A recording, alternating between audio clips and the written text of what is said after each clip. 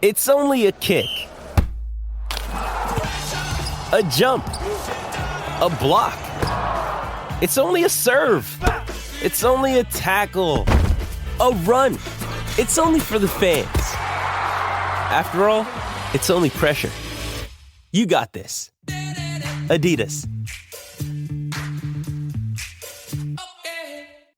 With threats to our nation waiting around every corner, adaptability is more important than ever. When conditions change without notice, quick strategic thinking is crucial. And with obstacles consistently impending, determination is essential in overcoming them. It's this willingness, decisiveness, and resilience that sets Marines apart. With our fighting spirit, we don't just fight battles, we win them. Marines are the constant our nation counts on to fight the unknown. And through adaptable problem solving, we do just that. Learn more at Marines.com.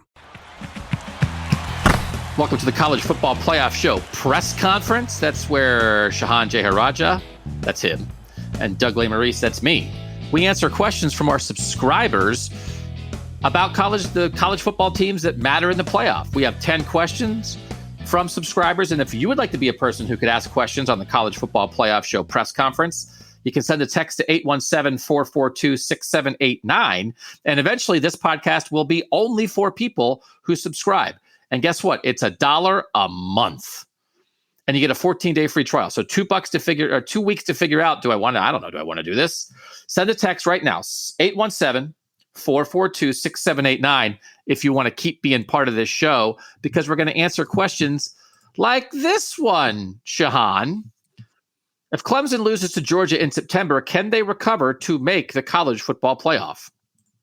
Yeah, I think they can. Absolutely. It's not going to be easy by any means, and they're going to kind of lose control of their own destiny in some ways. But listen, I think that an 11-1, 12-1 Clemson still has a very good shot. And we talked about it on the free show. Like, Alabama certainly has as much credibility, more credibility than anybody in America. But outside of Alabama, I think Clemson is the other team that does have that credibility. And I think the other thing, too, is that the committee has shown that they are willing to forgive early season blunders. Later in the season, it's a little bit more difficult.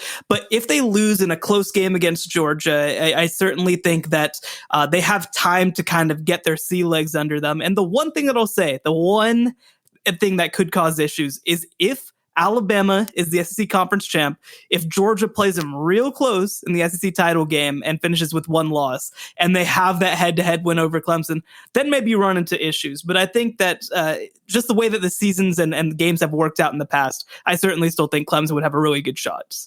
I think you make a great point about that Georgia scenario, because you couple that with Oklahoma and Ohio State, for instance, going undefeated. And so Oklahoma, Ohio State, and Alabama, let's say, in that scenario are in. And now you're going Georgia versus Clemson, both with one loss. Clemson's a conference champ, but Georgia has the head-to-head. That's tough, and that's not impossible to envision, Scott. That is not impossible to envision. All right, second question, what you got for me? All right. Is this the most vulnerable Bama is going to be the next few years? Lots of staff changes with Sark leaving. Basically, all of the offensive impact players go as well. Or does Saban have Bill O'Brien go vintage Bama and try to win games 21-7? So listen, Bama recruits in a way that only Bama recruits.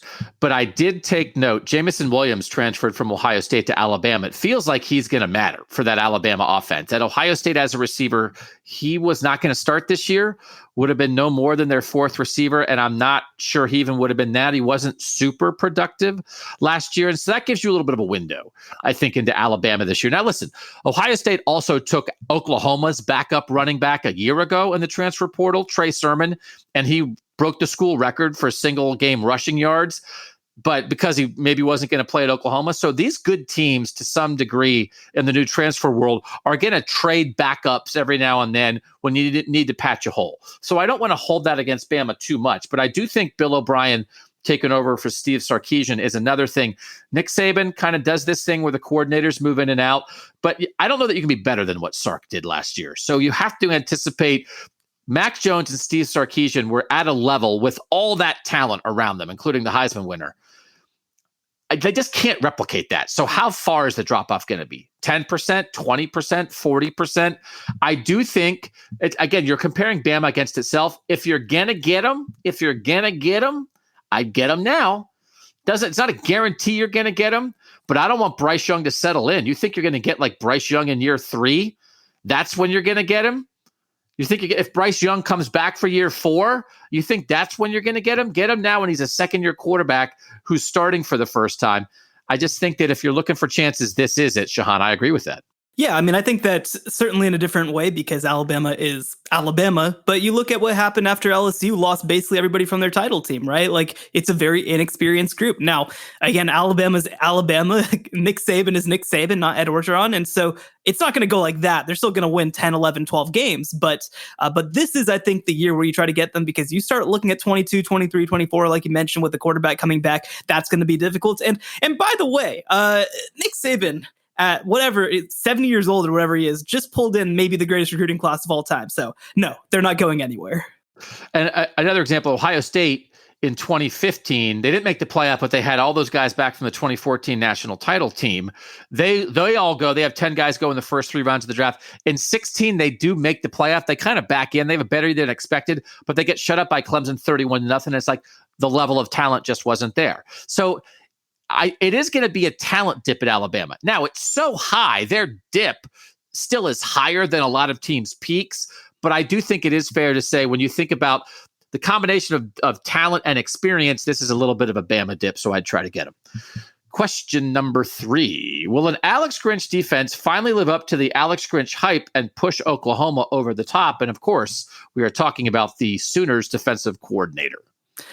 Yeah, so look at what happened last season. Last season, Oklahoma was a top 40 defense. Again, for the first time in who knows how long, right? Like, this has been a horrific defensive team ever since Lincoln Riley has taken over. And even really just since they've switched offensive systems. It's hard to defend against that when you have that kind of offensive system on the other side of the ball. And so I think we started to see the vision. Now, I wish Ronnie Perkins was back at defensive end, but you've got some guys on that defensive line, Jalen Redmond, Nick Benito, guys like that, who I think have made this a special unit. And I think the other thing too, right? I'm not saying they're going to be top 10. I don't think that Alex Grinch is going to be able to make a top 10 unit playing the way that they play sort of holistically, but I think that they're going to be a unit that complements their offense very well, gives them extra possessions.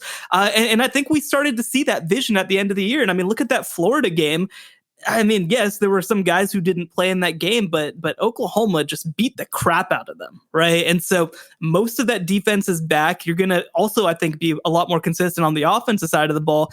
Yeah, I think that this is the year that you really start to say, oh, Oklahoma's playing some really good defense.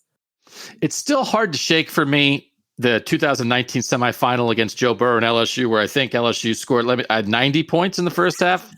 I don't know. Let me look. I guess I got to have facts on this. 63-28 was the final score of that game. That's hard to shake. That makes it feel like, well, listen, Oklahoma can get there, but man, when it comes to defense, they just aren't there. And although you win with the quarterback, I think at this point, like, it's still a gaping hole. I think, it's possible. I would have to go check the files of other podcasts I've done. I may have referred to Oklahoma's defense as Norman Junior High. I'm not sure. It might have been a dream, but I mean, that reputation, I think, nationally is out there. So, Alex Grinch was a big time hire. And I do think, it's kind of been like, okay, well, so maybe this is it. But there is there are some expectations that came with that hire that have not yet completely been fulfilled, but also maybe it takes a couple of years to get the kind of guys you want and get the system down. And so maybe this is the year. Shehan, question 4, what you got for me? All right. What team's rise would do the most to bring about Ohio State's fall from dominance? So I do think it's probably Penn State. I don't know how much longer you can wait on Michigan. I think both the teams, I think it's a team in their division. I don't know that the Big Ten West is just going to compete from a talent standpoint. No matter how good Paul Chryst at Wisconsin or Kirk Ferentz at Iowa or Pat Fitzgerald at Northwestern, no matter how well they're building a program there. And I don't know that either James Franklin at Penn State nor Jim Harbaugh at Michigan are like long-time guys there. I don't know that they'll be the head coaches in 3 years. So that's hard. But I also think potentially both those programs are set up for the next guy. That I do think it's possible that if both programs thought Jim Harbaugh and James Franklin were going to get them over the top, that they actually are going to turn out to be transitional guys, right? That Joe Paterno to Bill O'Brien. Bill O'Brien did a good job, like in the craziest muck at Penn State, getting past that. And then it's like, oh, maybe Franklin gets him to the next level. Franklin's done a really good job. Penn State has almost made the playoff, has hung with Ohio State better than anybody else. But maybe he still is not the over-the-top guy. Maybe that guy's next. Harbaugh, after Rich Rodriguez and Brady Hoke, you thought he's the savior. Maybe he's not the savior. Maybe he's the transitional guy. And a guy like Matt Campbell or somebody else gets them over the top. So I think you have to keep that coaching thing in mind. But the other thing, if Penn State gets a quarterback, right? They had Justin Fields committed at one time. That was the school he originally committed to. Decommits go to Georgia, then transfer to Ohio State. Imagine, if Justin Fields had just gone to Penn State, we'd be having a different conversation about everything else. Now, Ohio State's overall talent level would still be higher, but who knows what Justin Fields would have done to the Buckeyes and for the Nittany Lions. So they might have their guy coming, but until they get that quarterback situation settled, for sure, it's hard to find anybody. But I do think the quarterback play in the Big Ten has always left something to be desired.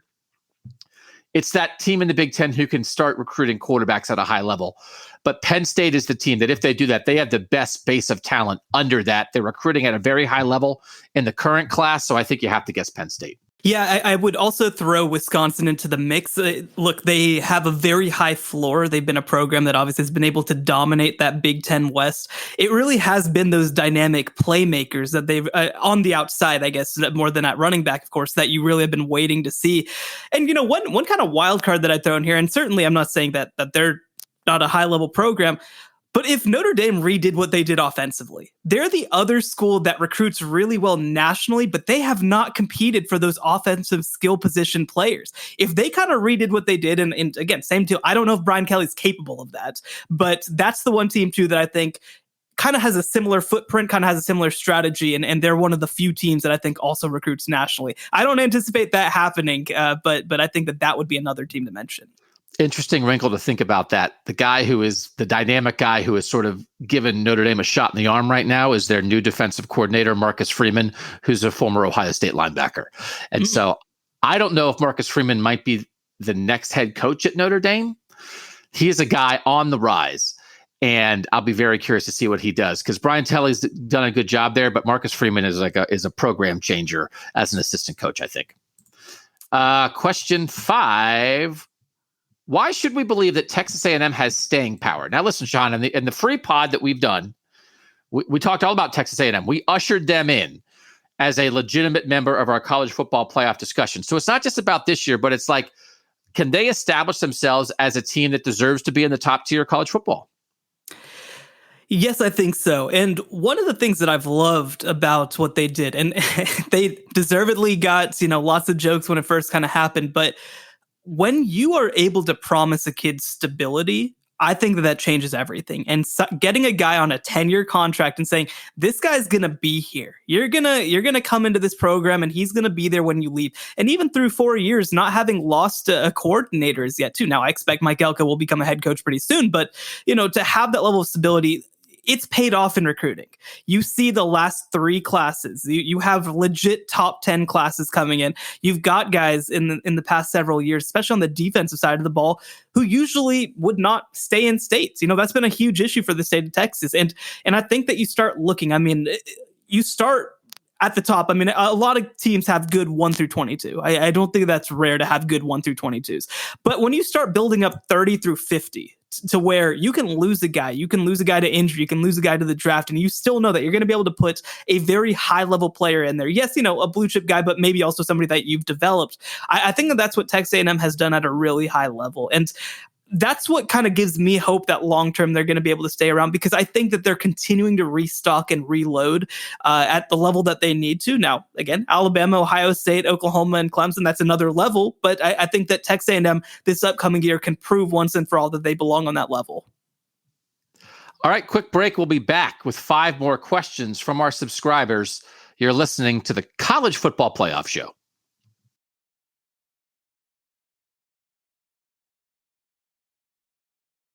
Doug Maurice, Shehan Jeharaja, 817-442-6789. That's the phone number to be part of this show, to really be part of it, legitimately be part of it. And when we start getting more questions rolling in, you'll send your name, you'll send your hometown, and we'll say, hey, this question's from this person in this place. And you will help drive what we talk about. That's what we want. We want a community here. We don't just want to be talking at you. We want you guys to feel like you're part of something here. So you can do that just by listening. That's great. But also, if you want to get the Q&A show in the future, it's going to be for subscribers only. So to subscribe, write this number down, 817, right? Did you get that? That's a 7. 817. Steve, come on, let's go. Get the pen. Right. The Yanks now. It's a 7. 817-442-6789. Question 6, Shehan, what is it? Yeah, this one is from Bob in Cleveland. What's more likely before they expand to a 12-team playoff? A group of 5 team makes the playoff, or an SEC school is left out. They could happen at the same time also, but just fun to speculate. So it has to be whatever the answer is that isn't an SEC team is left out. So if the question was, what's more likely, an SEC team is left out of the college football playoff or aliens invade the earth? I would pick aliens invade the earth because the other thing is never going to happen. So in this situation, I have to say the thing that is more likely is that a group of 5 team gets in as one of the 4. But if they do get in, they're going to be in there with the SEC champ. So I just like Shehan, it would take such mental gymnastics. And the SEC has built up such a base of support. There are so many teams that are viewed as top 25 teams. I do think sometimes the middle or even the bottom of the top of the SEC is overrated, but it's where the talent is demographically in the country. It's where a lot of the recruiting hotbeds are. I just don't think it would ever happen, right? I think we could have a playoff without the ACC. I think we could without the Big 12 or the Big 10 or the Pac-12. I just don't think it would happen. So I can't imagine a scenario. So I still think it's unlikely that a group of 5 team would get into a 4-team playoff, but I think it's more likely than the SEC being left out. Yeah, well, I can tell you the path. I'm not saying it's going to happen, but I can tell you the path of how a group of 5 team gets into the playoff. They probably have to play in the American Athletic Conference where you play multiple ranked teams. You have to have a game against one of those top 10, top 15 teams. And I'll point to a team like Cincinnati this year who, they play against Notre Dame, right? So if you go and you show that you are a class above Notre Dame and you go undefeated and you beat probably 2 or 3 ranked teams in the American Athletic Conference and finish undefeated and other teams don't, I mean, that's the path. It's probably not going to happen. It's really, really hard to do it. Everything has to line up perfectly, but that's how that can happen. I cannot tell you the path for how the SEC gets left out of the college football playoff. It would take, the best team probably going 8-4, right? It might maybe even an upset in the SEC title game probably isn't enough to keep the SEC out of the playoff. I mean, a lot of this system was built with the SEC in mind, so it's unlikely to say the least. And I'm not saying that's unfair or undeserved. It's I think there's going to be a team in the SEC every year that is one of the 4 best teams in college football, and the committee's going to put them in. All right, question 7. What is the most likely first-time playoff team to make it this year? Most likely first-time playoff team. My guess would be if USC could win the Pac-12. That's Cole from Fort Laramie. Shehan, what you got? Yeah, I think USC certainly has a very interesting shot. They've had a tremendous amount of transfers this offseason, so this is kind of the year for them to show up. But I think it's hard to answer this question and not answer Texas A&M. Texas A&M, of course, the first team out of the college football playoff last year. They have a tough path because they have to play against 2 teams in Alabama and Georgia who have both made the college football playoff, not to mention LSU, who, of course, made the college football playoff and won it all in 2019. But I still think that you look at the quality of these teams, Texas A&M really stands above to me as sort of the best team heading into the 2021 season who has not made the playoff as yet. It's a really tough question because we have the 4 teams that have dominated the playoff, but then Georgia has been in, Notre Dame's been in twice, LSU's been in, Oregon's been in. The next tier teams have really been in. I think North Carolina is interesting, but I also believe if you're trying to knock off one of the traditional playoff contenders, I actually think it's easier to do it in the regular season than it is to beat them in the conference championship game. So North Carolina doesn't play Clemson in the regular season. They're going to have to beat them in the conference championship game. And then when you get to no national power is going to overlook a team in the conference championship game. I think you're better off trying to sneak up on somebody. And a team like Wisconsin, which has been on the precipice before, they were undefeated going into a Big Ten championship game in the past and lost to Ohio State. That just is a hard path to me because it's all right, well, Ohio State's going to know Wisconsin is coming. So I do think USC might be the most likely answer here because like you're trying to think of a second team in the Big 12. It's like, I don't know. Like, do I really think Iowa State is that likely? Do I think Texas is going to jump up right now? It's hard to find somebody new. So I think USC is interesting. And I think Texas A&M, the answer you gave is probably the right answer, Shehan. Number 8, what you got for me? Number 8, which non-Power 5 has the best chance of making the playoffs if everything breaks their way? Cincinnati seems to have a chance if they run the table. So I do believe in a setup year from this standpoint that Cincinnati sort of primed the committee to consider them a year ago. I know they wish they would have gotten more consideration. They weren't happy with the way they were ranked in the final playoff committee rankings, but they're on the radar. And I do think that the year before is not supposed to matter for the rankings. And I think in the actual evaluation of the teams, they don't, but it's subconscious.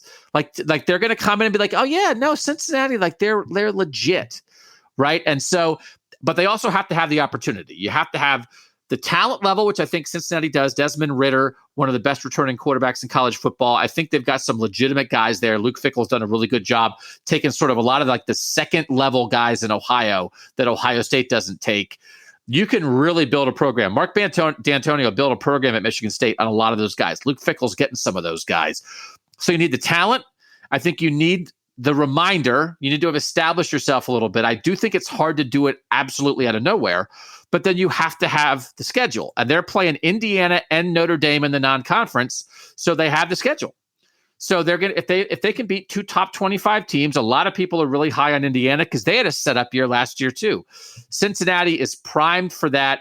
And then I do think UCF, they don't have the same kind of non-conference schedule, but if Cincinnati beats Indiana and Notre Dame, and then Central Florida beats Cincinnati and is undefeated, they would absorb a little bit of that Cincinnati mojo. So just the fact that Cincinnati's got not 1, but 2 games nationally to get people's attention, I think is what makes Cincinnati have a legitimate chance here. Yeah, and I think that the American Athletic Conference, you always have an advantage. I mean, you look at what's coming back next year, like you mentioned, UCF, you expect with Gus Malzahn is going to get a lot of attention. You expect, Houston is going to be a team that I think has a chance to bounce back record-wise. Memphis has been in that conversation. SMU, I think, is going to be a lot better than people think. So you're going to have some games to kind of prove yourself outside of even just those 2. Like those 2 are certainly going to be the ones that'll make or break the playoff chances for Cincinnati, but you will have sort of a top to bottom, pretty interesting schedule. The other one that I'll mention is Louisiana, and it's kind of a similar thing that you mentioned of having a setup mixed with an opportunity. So they play Texas and Steve Sarkisian in the first week of the season. And so if they go and they beat Texas and then they go and run the table, and Coastal Carolina in the conference title game probably has to also be a top 20 type team, there's a path. It's a more difficult path than Cincinnati, and both of these paths are dang near impossible, of course. But I think that Louisiana is another team that's going to be potentially knocking on the door of that top 10 spot. Question 9, Shehan, is LSU on a post-championship fade, similar to what happened after Les Miles won his national championship in 2007? So I think this year is really going to decide that. Last year, COVID year, new quarterback, new system, terrible assistant hires in so many ways. Ed Orgeron did everything wrong. And that obviously doesn't get into all the off-field stuff that obviously I think, that's just beyond our scope even, right? And so I think that this year is going to decide that, because you do look at after 2019 and even through 2020, the recruiting that LSU did was just tremendous, right? They had crazy talent coming into that recruiting class. They recruited at an Alabama, Ohio State level. And we have seen that they've developed talent at a pretty high level. Now, here's the thing. It's as we get further away from 2019, it's starting to feel a little bit like 2019 is just kind of something that happened, right? Where you had one of the greatest quarterbacks in the history of college football. You had Joe Brady, who's probably in a year or two going to be an NFL head coach after being a grad assistant or whatever off-field staffer. So maybe just a lot of things lined up correctly and they just kind of had something happen. I don't know. I think that 2021 is going to be the year where you kind of have to see it. They have to get back to being a 10-win team. They don't have to win it all. They don't have to win the SEC or anything like that. But I think they have to push for 10 wins again. Or you really do have to worry that, that was just a fluke. All right, we'll take one more quick break on the College Football Playoff Show, and we'll be back with our final question in our press conference.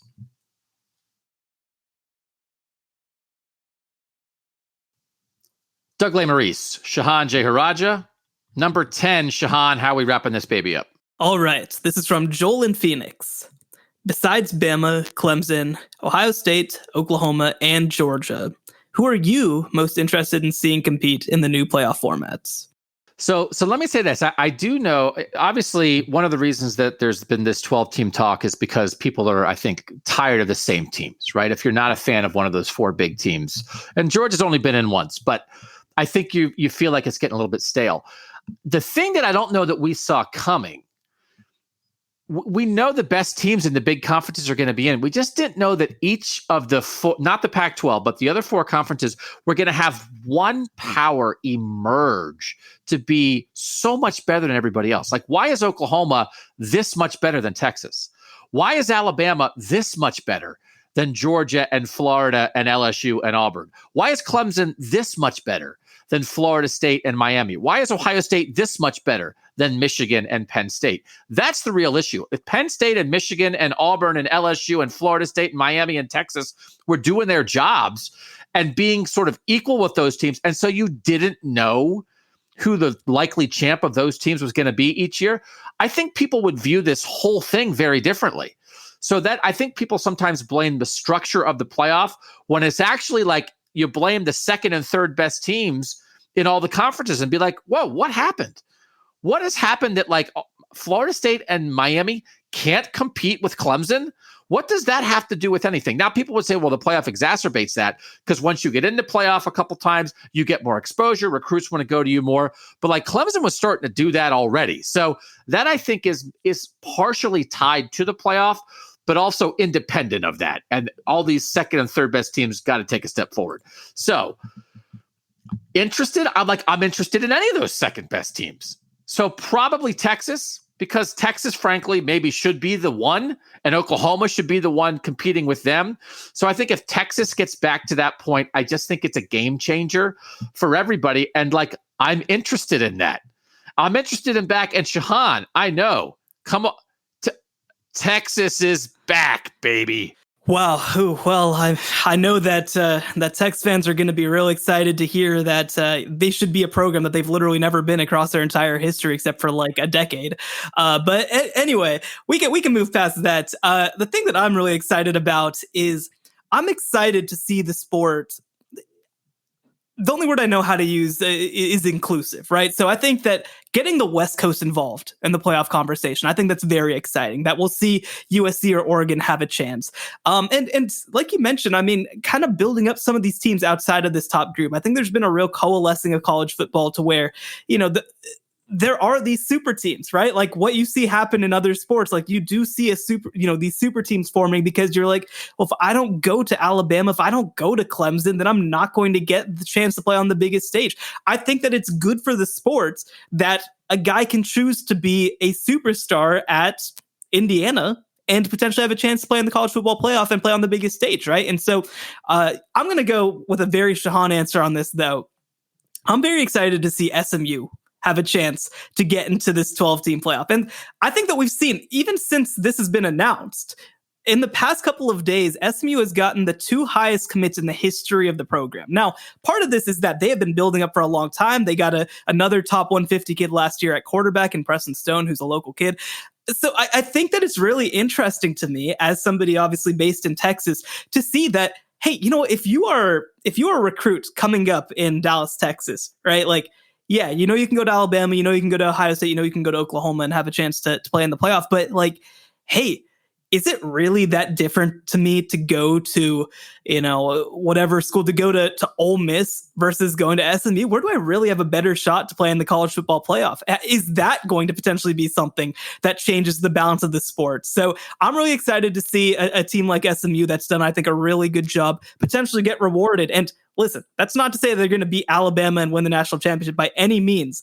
But I think that, in those early games, pulling an 8-9 upset, I think is going to be something that'll be huge for sort of the big picture of the sports. That's our college football playoff show press conference. If you guys want to be part of it again, it's a half an hour in and you're still here, but the buck a month is too much. I mean, I'm just asking you, it's how you apportion your time.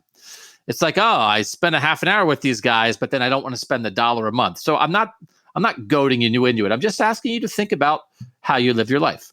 817-442-6789. We would love to have you. I'm not browbeating you into it. I'm inviting you. I'm not begging. I'm asking. Try it. See what you think. Sometimes it's hard to get people to realize, what is this text thing? It's just Doug and Shehan are going to show up in your phone, and we're going to send you a little tidbit every now and then. You can vote on stuff. You can ask us questions. Try it out. It's a 2-week free trial. 817-442-6789. And the big thing is, in a couple weeks, it's going to be the only way you can listen to this Q&A podcast, when we're going to cover a lot of different teams, a lot of different topics. Thanks to you guys for being part of it. Make sure you catch both episodes every week. For Shehan Jeharaja, I'm Doug Lesmerises, and that was the College Football Playoff Show press conference.